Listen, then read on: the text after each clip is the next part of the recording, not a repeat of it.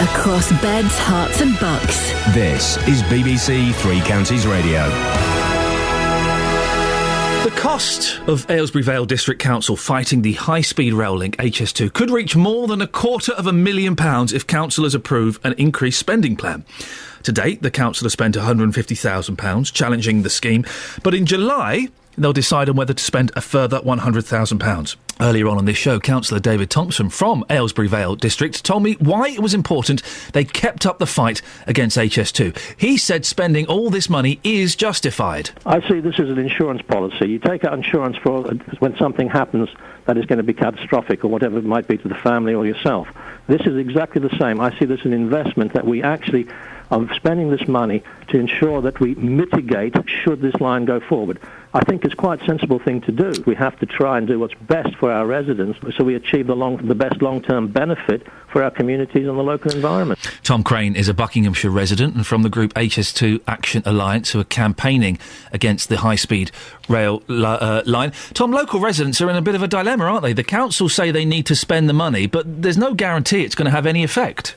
Morning, Ian. No, there's no guarantee, you're quite right, but I think it really is an insurance policy. I mean, if HS2 proceeds, it's settled fact that the impact on Aylesbury in particular will be extremely negative, and it will be permanently negative. And what the court case has exposed is that there really is no reason for HS2 to proceed. It doesn't make sense as a transport project or an economic project.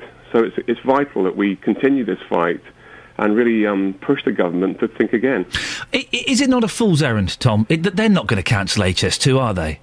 I think they will. You know, I mean, there's a great article... Do you really think that? I think there's a great chance. I mean, no one knows the future, obviously, and it would be a fool to kind of come on your show and say, oh, this will happen or that will happen for sure. But the fact of the matter is, if you go back to 2010, they would never have thought in a million years that the level of opposition this thing is creating up and down the country, not just in Buckinghamshire, Warwickshire, Northamptonshire and much further north as well. They just wouldn't have expected it. And the justifications for the line have got weaker and weaker. So I think the court cases are a vital part of making that case. You say, Tom, I think that if HS2 is built, the costs will be much greater. What do you mean by that?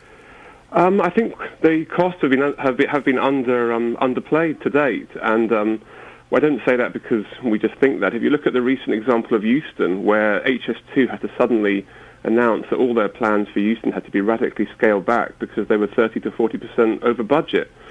And you also have the Cabinet Office's Major Projects Authority, again another arm of government, saying that HS2 is amber red at the minute, which means its budget status is not in a happy place. The council can't keep throwing vast sums of money at this. There has to be a point, doesn't there, where they draw the line. Otherwise, taxpayers are going to be out of pocket. I would wonder if it's really vast sums of money. I mean, obviously it's a huge... £250,000. It's £1 million, but it's shared between lots of different councils. What the councils have done really well is come together up and down the country to oppose this. So it's not just one council. We obviously hear a lot locally about Aylesbury and Bucks, but it's Hillingdon, it's Warwickshire, and it's many others as well. So I think the overall costs are split between... But the £250,000 is from Aylesbury, isn't it? Yes, it is. So it is a significant amount of money. I know compared to the money that it's going to cost to build HS2, it's a drop in the ocean. But that money could be spent on potholes, on saving bus routes, on doing all kinds of things for the local community. No, you're right, Ian, and it's a sum of money which we have to think about carefully. But I think the question we have to ask ourselves is, what would Aylesbury be like, and what would Buckinghamshire be like if HS2 gets built? And I think all the objective sources say that our community would be in a far, far worse position forever. And I think we wouldn't really forgive ourselves if we had the chance to stop it or mitigate it and we didn't take it. And this is what this case is all about. Tom, what's the next move for the HS2 Action Alliance?